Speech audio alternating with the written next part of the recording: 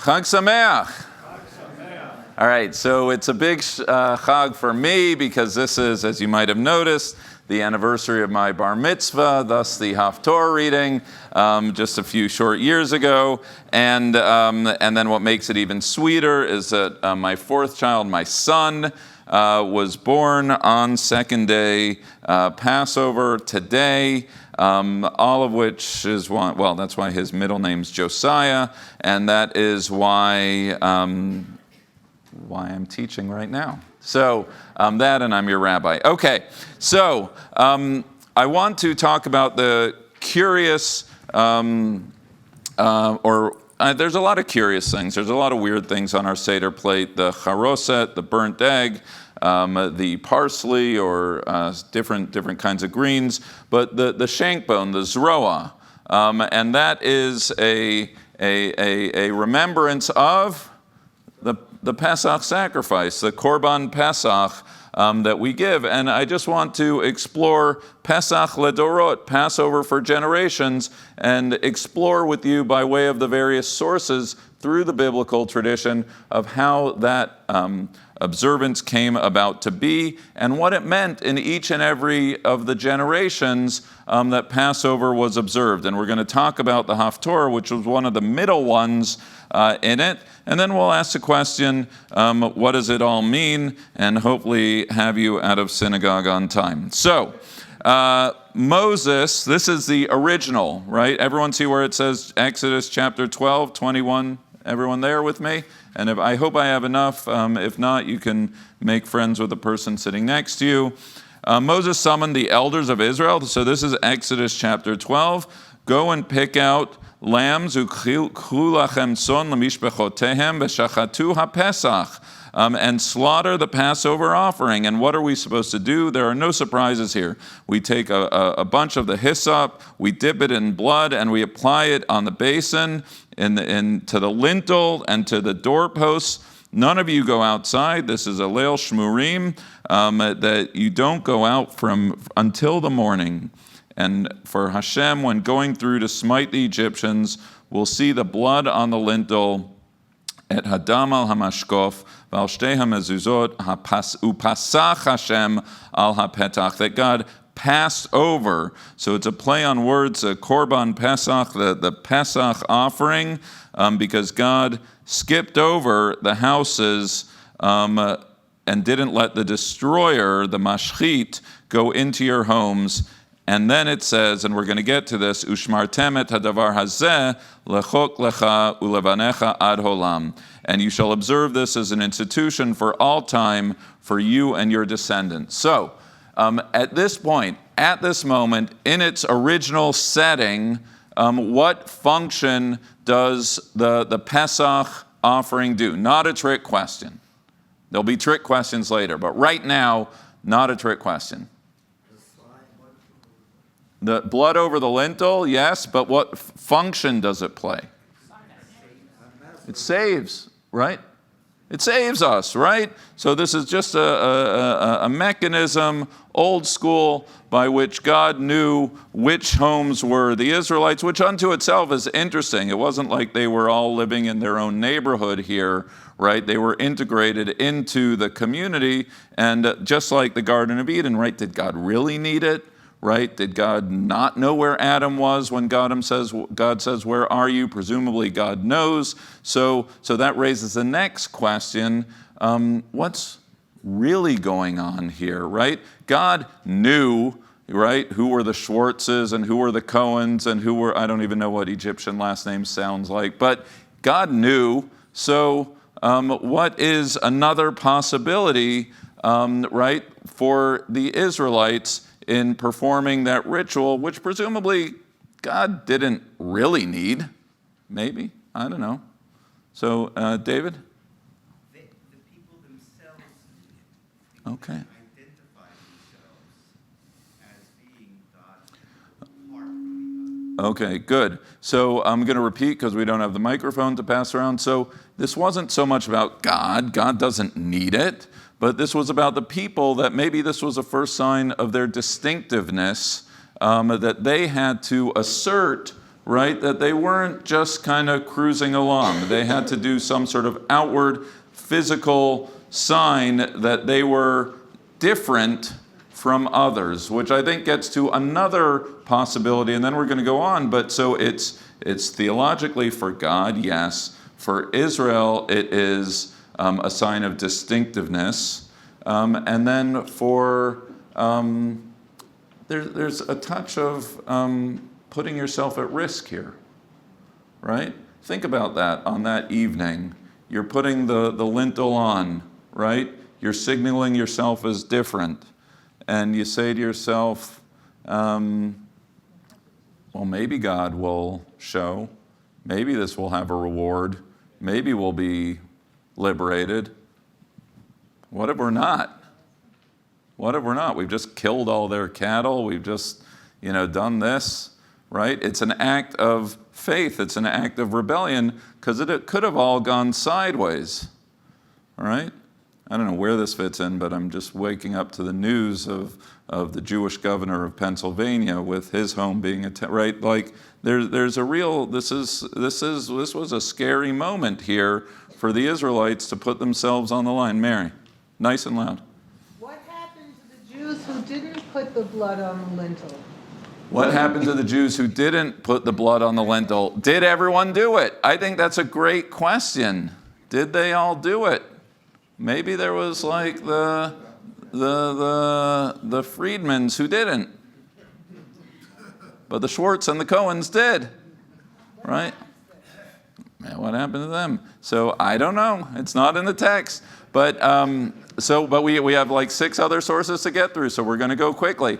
But so they didn't all, right? There's a great short story by Etgar Keret, which I encourage everyone to read in Hebrew, but it's been translated into English, about that morning after and the arrival of the firstborn plague, and an Egyptian family wakes up and discovers that who they thought was the firstborn wasn't. You'll read it on your own. Okay, so but the key last sentence here, right? So it's an act of distinction, it's an act of protection, it's an act of rebellion perhaps, but also it's an act that has to be memorialized into the generations to come, that every family needs to observe this, not just on that night of, which I always find to be the weirdest part of this story, right? You're packing up, you're going through your checklist, you got Pharaoh on your case, you got plagues coming down,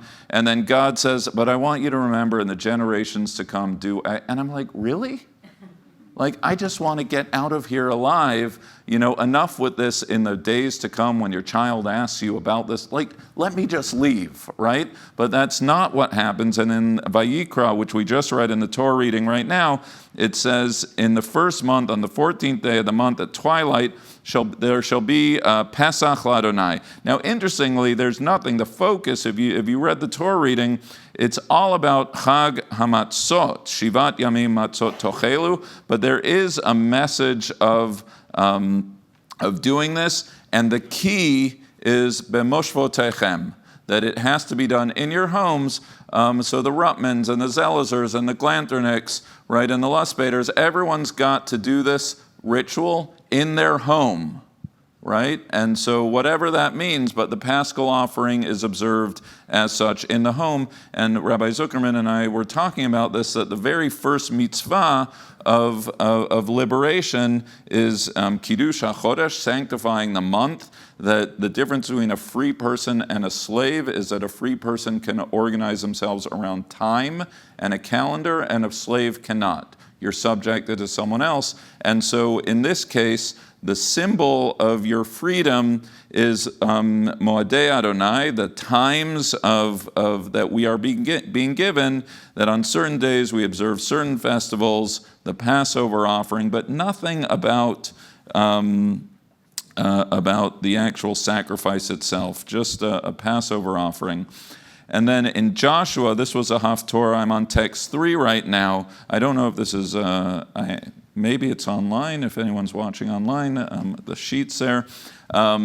Encampment at Gilgal. So Joshua has just arrived at at Gilgal, and the manna has stopped, and they're conquering the land, or they've just conquered that land. And on the 14th day of the month, towards evening, on the day after the Passover offering, on that very day, they ate the produce of the country, unleavened bread, and parched grain. So this is the very first Passover upon entering the land. So why, right? You've just won the Super Bowl. You've just conquered the land. The very first thing you're going to do is not go to Disneyland, but, right, go to the kosher market and get ready for Passover. Why?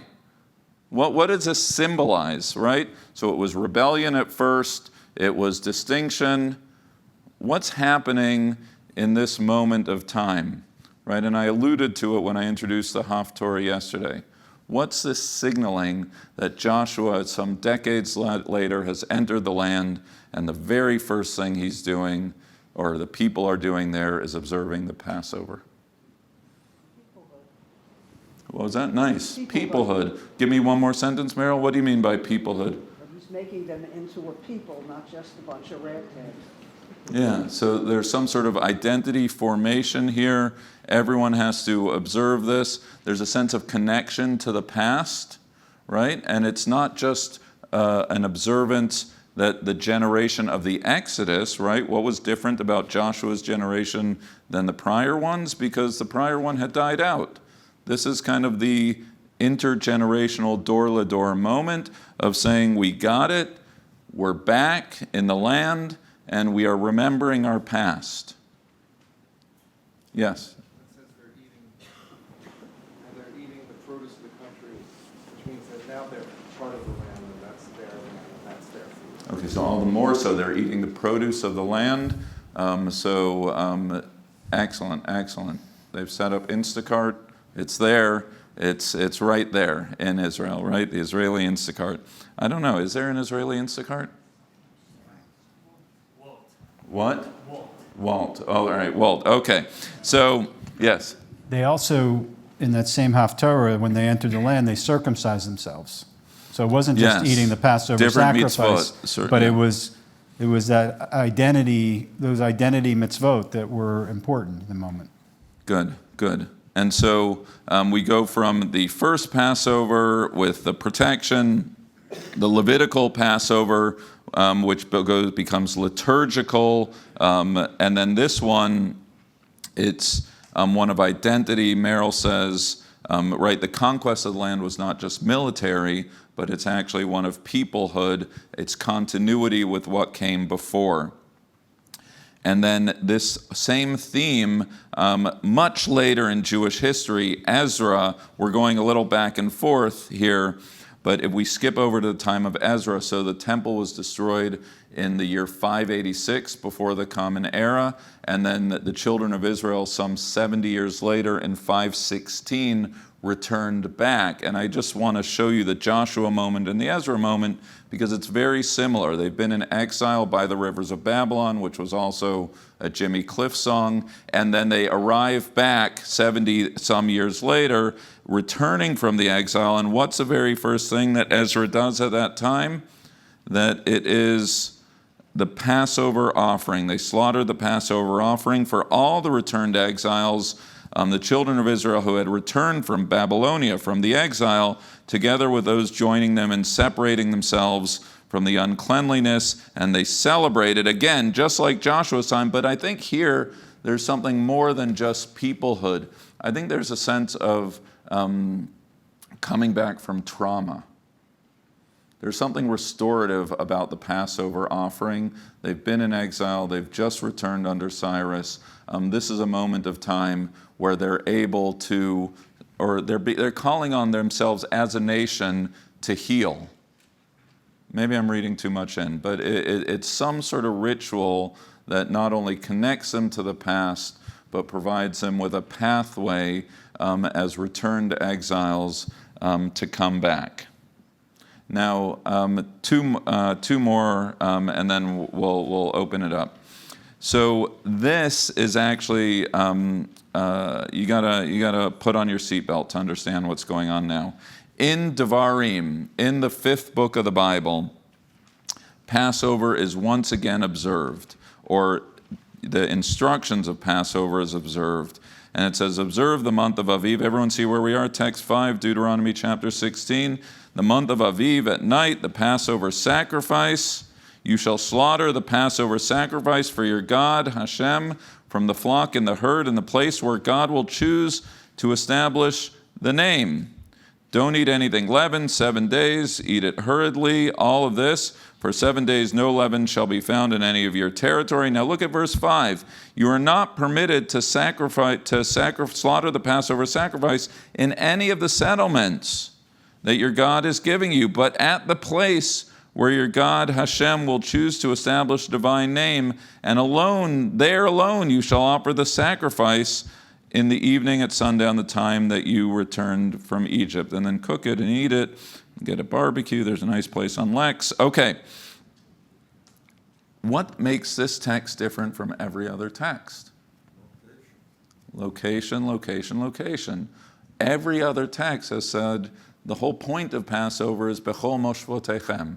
In your condo, in your timeshare, in your whatever, that is where we do it. But what's this saying? You can only offer the sacrifice in the place where God will show you, right? And so everyone understand the revolution that's going on? What used to be kosher, what used to actually be the commandment, is now that's treif. And so that is located here in the book of 2 Kings, which was a Haftorah, which describes this moment. Everyone look at text 6. That says the king commanded all the people. This is King Josiah. Vayetzav hamelech kol ha'am lemor asu Pesach, right? This is the Josiah's reform. He lived after the northern kingdom had already fallen, but before the exile, between around 640 to 609 in Judah. And he did this huge reform, right? Where and one of the many things he did, other than tearing down all of the idol worshiping and otherwise, is he said there's one and only one place that you're allowed to offer the Paschal sacrifice. And he said that one place is in Jerusalem. And so Baruch Levine, a teacher who I studied with in rabbinical school, wrote that Josiah's Pesach is the example of liturgy as statecraft, meaning he did away with all of the other pockets of power, and he said the only place that you're allowed to express this central ritual is in Jerusalem. There was a centralization of cult, but it was also a centralization of power. And for those who are interested in this topic of biblical scholarship, it's why in academic scholarship, people assign the writing of the book of Deuteronomy to the time of Josiah, because the centralization of the religion that happens in Deuteronomy is actually reflected in the political moment of Josiah. And so at this moment of time, it's not just peoplehood, but it's formation of national identity. And then the final text, Ezekiel, I don't think we read this as a Haftorah, but it's certainly not, it's not the 8th day. The 8th day of Passover is the Passover to come, into the time to come, which is from the book of Isaiah. But here it's Ezekiel's vision of the future, when the temple is rebuilt, and he also describes a future redemptive moment on the 14th day of the first month. L'chodesh yeh lachem hapasach chag shavuot yamim matzot yachel. So you shall have this future redemptive moment, this imaginative reclamation in a time without sovereignty, of future sovereignty, not yet realized that possibility. So a brief, fast pass-through of Pesach Ledorot, of Passover of generations. To review, we have Pesach as protection, we have Pesach as distinction, we have Pesach as an act of rebellion, we have Pesach as a statement of freedom in Leviticus. We have Pesach as a moment of healing from national trauma. We have Pesach as centralization of sovereignty, and we have Pesach as a hoped-for future imagined time of restoration, all of which at different moments of Jewish history we've assigned new meanings onto Pesach.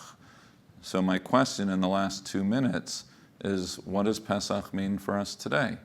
Which one of these, or perhaps another, does the Pesach ritual signify? What do we need in our Pesach this year? Well, there's at least one or two more to add to the list. Please. What Pesach means. One is opting in, right? Unlike anti-Semitism or Judaism defined by Hitler, Judaism is defined by opting in, Brit Milah, doing Pesach, doing something actually opting in. So, and we see it across generations. The second. Wait, just hold the first one. So the first one, if you didn't hear it, the cantor says it signals opting in. Pesach, unlike anything, right? Pesach, you have to do something, right? It's an active, physical statement of Jewish identity. Yes, number 2. You're not born with this. Yeah. You have to opt in. The other thing is cleansing. Cleaning up idols, cleaning up, I don't know what blood on the doorpost means, but maybe there are some cleansing of cleaning your soul, cleaning your home. Yeah, cleansing, cleaning your soul, clearing out the idols. Maybe it's tied into circumcision somehow, right? Maybe there's a sense of, it reminds us of, I mean, this goes back to the actual Exodus chapter 12, but distinction, right? We are different than I'm reading into what you said, Cantor, but the idea that Pesach is something that not just we assert, that we actively do, but that signals our difference from everyone else. Anyone else want a last word? Yes, really quickly, yes. And what's your name, sir? Howard. No, I know you, Howard. I don't know this guy. Ellie, yes, Ellie. Wow. So I'm going to build on that by 2 other components. And opting in is an act of discipline. That precisely at a moment of wanting to eat what you want, you're told you're restricted. You have matzah as your welcome. You're disciplined. It's the Garden of Eden. There are restrictions. Okay, so discipline. And number 2? And number 2 is continuity. That as you enter the land of Joshua, so when you return, you're doing the same act as before, rededicating yourself to discipline, to opting in. Okay. So it's continuity. So Pesach is continuity, whether it's Joshua or today. Howard, and there was one more, and then we got to do Musaf. Yeah.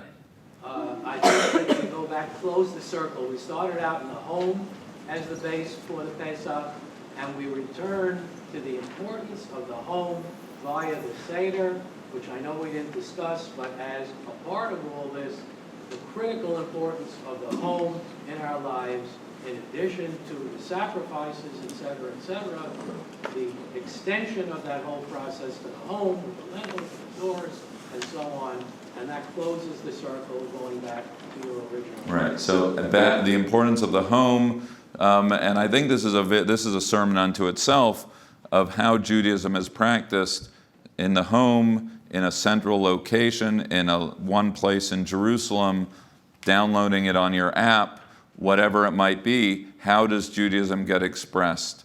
There was last comment, Henry. How about Am Yisrael Chai? Am Yisrael Chai, give me. With everything going on, with everything that's happened, the people of Israel live, we go on, we express our message.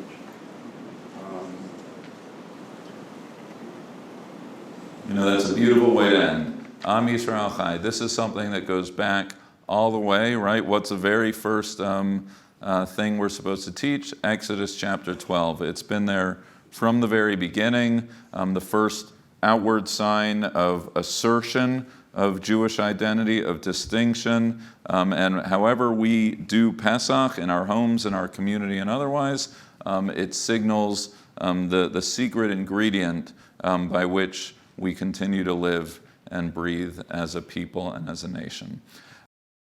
Thank you for joining the Park Avenue Synagogue family. I hope you enjoyed the sermon. Please consider supporting our online community by scanning the QR code or by going to supportpas.org or by making a donation.